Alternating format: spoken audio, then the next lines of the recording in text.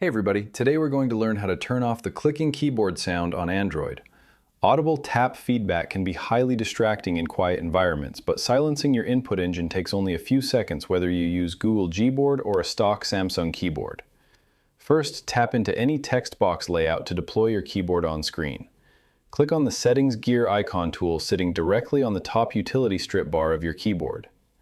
Click on Preferences from the Primary Options menu list panel. Scroll down to the specific subsection block labeled Key Tap. Locate the option row explicitly labeled Sound. Click the toggle switch to turn it completely off. Now, if you are using a standard Samsung keyboard instead, your rule adjustments live directly inside the main device framework. The operating system framework will instantly silence all text input feedback, allowing you to type in absolute silence across all application screens. And that's it. I hope it helps you in your current and future project. Thank you for watching.